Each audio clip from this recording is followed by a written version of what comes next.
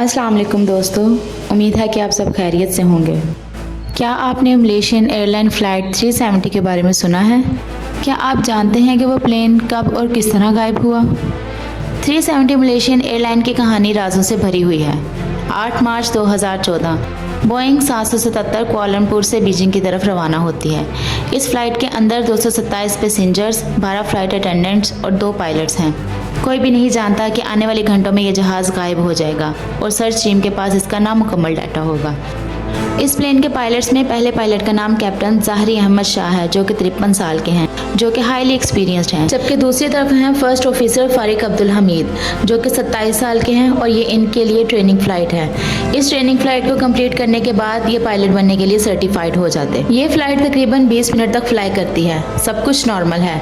रात 1:01 पर फ्लाइट 370 के गायब होने से 1 घंटा 40 मिनट पहले जहाज़ को 35,000 फीट या 10,700 मीटर की बुलंदी पर ले जाया जाता है। सब कुछ नॉर्मल है। कुछ ही देर में फ्लाइट 370 मलेशियन एयरबेस को छोड़कर वियतनाम में दाखिल हो जाएगी। रात 1:07 पर मलेशियन एयरलाइन फ्लाइट 370 के गायब होने से 1 घंटा और 33 मिनट पहले मलेशियन फ्लाइट टावर्स फ्लाइट 370 के aircraft communication addressing and reporting system से डाटा रिसीव करता है। ये कम्युनिकेशन एरे जहाज़ और बोर्ड पर मुख्तलिफ की सिस्टम के स्टेटस के बारे में डाटा फ्राहम करता है। रात 1:19 पर फ्लाइट के गायब होने से 1 घंटा 20 मिनट पहले मलेशियन ट्रैफिक कंट्रोलर्स को फ्लाइट 370 की कॉकपिट से ऑफिसर फारूक अब्दुल हमीद की आवाज़ में पैगाम मौसूल होता है, गुड नाइट। रात 1:21 पर जिस वक्त फ्लाइट 370 साउथ चाइना सी से वियतनाम में दाखिल होती है, कॉकपिट से किसी ने स्विच को ऑफ कर दिया। जहाज़ का ट्रांसपोंडर बंद हो जाता है। जहाज़ के कम्युनिकेशन एड्रेसिंग रिपोर्टिंग सिस्टम को बंद कर दिया जाता है, जबकि ट्रांसपोंडर मुख्तलिफ रडार स्टेशन को बार बार पिंग्स करता है और उसी वक्त प्लेन अचानक रडार से गायब हो जाता है। कुआलालंपुर के एयर ट्रैफिक कंट्रोल वाले इसको नोटिस नहीं करते, लेकिन जब तक वो इस बात को नोटिस करते हैं, जहाज़ रडार की रेंज से बाहर निकल जाता है। उनको लगता है कि जहाज़ वियतनाम की एयरबेस में चला गया होगा, तो सब नॉर्मल है। जबकि वियतनाम में एयर ट्रैफिक कंट्रोल वाले देखते हैं कि MH370 उनकी एयरबेस में तो दाखिल हुआ है, लेकिन अचानक से रडार से गायब हो गया है। प्लेन से कम्युनिकेट करने की कोशिश करते हैं, लेकिन जवाब नहीं आता। बार बार कोशिश करने के बाद वियतनाम कंट्रोलर्स कुआलालंपुर को बताते हैं MH370 अचानक गायब हो गया है। आमतौर पर ऐसी सिचुएशन में कुआलालंपुर के एरोनॉटिकल रेस्क्यू कोऑर्डिनेशन सेंटर को नोटिफाई किया जाना चाहिए था कि प्लेन गायब हो चुका है, मगर 4 घंटे गुजर जाते हैं। सुबह के 6:32 ये वो वक्त था जब MH370 को बीजिंग में लैंड कर जाना चाहिए था। फ़ौरन एक सर्च ऑपरेशन किया जाता है, लेकिन प्लेन का कोई नामो निशान नहीं मिलता। 4 दिन बाद 12 मार्च को खबर मिलती है कि प्लेन सिविलियन रडार से तो ज़रूर गायब हो गया था, लेकिन इसको मिलिट्री रडार ने देखा था। इनके मुताबिक प्लेन को आखिरी बार रात के 2:22 पर देखा गया था। इसकी लोकेशन साउथ चाइना सी में नहीं थी, बल्कि इंदनाम और निकोबार आइलैंड के पास थी, बीजिंग से बिल्कुल उल्टी तरफ। ये खबर सुनकर सब हैरान रह जाते हैं कि प्लेन आखिर गया। कुछ दिनों बाद सैटेलाइट डेटा से पता चला प्लेन सैटेलाइट से ऑटोमेटिकली बार बार कम्युनिकेट करने की कोशिश कर रहा था। कुछ साइंटिस्ट और इन्वेस्टिगेटर्स ने सोचा कि जब जहाज ने सैटेलाइट से कनेक्ट करने की कोशिश की होगी, तब सैटेलाइट ने अपना एंटीना इसकी तरफ मोड़ा होगा, तो क्यों न जहाज की लोकेशन का अंदाजा लगाया जाए। प्लेन ने सैटेलाइट के साथ कई बार हैंडशेक करने की कोशिश की, लेकिन एग्जैक्ट लोकेशन का बताना मुश्किल था, क्योंकि तलाश का दायरा बेहद वसी था। सवाल ये है कि आखिर MH370 की ब्लैक बॉक्स के साथ क्या हुआ। असल में तलाश के दौरान ब्लैक बॉक्स के सिग्नल्स मिलते हैं, जो कि तकरीबन 1200 मील या 2000 किलोमीटर शुमाल मगरिब ऑस्ट्रेलिया की तरफ थे। हनीवेल के मीडिया डायरेक्टर स्टीव ब्रैकन के मुताबिक MH370 के पिंग्स की बैटरी सिर्फ 30 दिन तक चल सकती थी, और तलाश के दौरान जब इसके सिग्नल्स मिले, तब तक बैटरी आखिरी सांसें ले रही थी और फिर जहाज़ से राब्ता ख़त्म हो गया। 6 अप्रैल 2014 फ्लाइट 370 के गायब होने के 30 दिन बाद भी इसकी तलाश जारी रही। समंदर के ऊपर सर्च ऑपरेशन बंद कर दिए गए।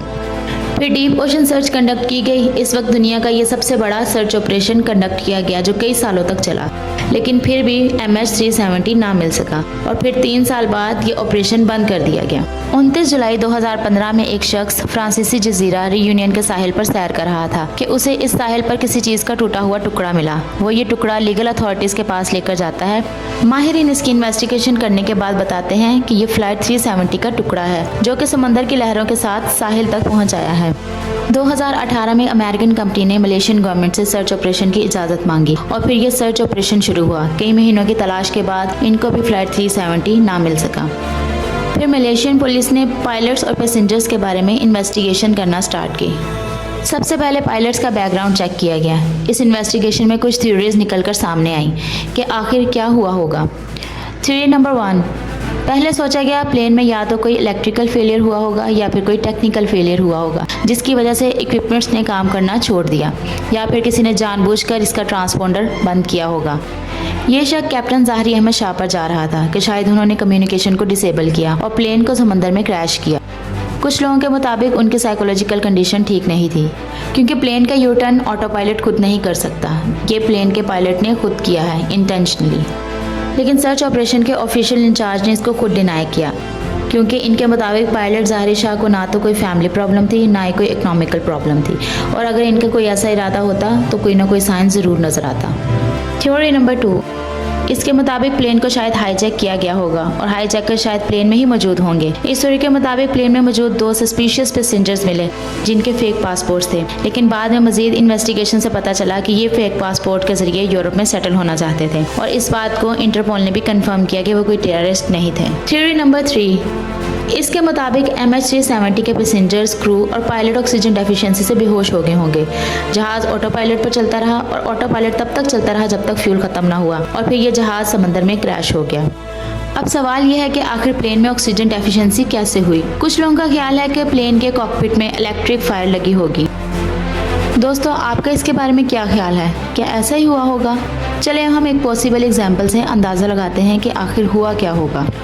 हो सकता है कि जहाज़ जैसे ही वियतनाम की एयरबेस में दाखिल हुआ हो तो पायलट ने नोटिस किया हो कि इसमें कुछ मैल फंक्शनिंग है, तो पायलट ने फ़ौरन यू टर्न लिया और इसको वापस मलेशिया की तरफ ले गया। लेकिन शायद उसी वक्त जहाज़ में कोई मसला हुआ और ऑक्सीजन की कमी हो गई और इसमें मौजूद सारे लोग बेहोश हो गए। जहाज़ ऑटो पायलट पर चलता रहा और बाद में ये समंदर की तह में क्रैश हो गया। स्टार्ट में कुछ लोगों का ख्याल था कि एलियंस ने इसको गायब कर दिया है या कोई और बरमूदा ट्रायंगल बन गया होगा।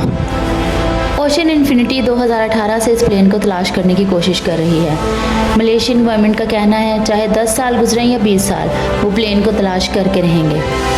जी तो दोस्तों, आपके ख्याल में मलेशियन एयरलाइन 370 के साथ ऐसा क्या हुआ होगा?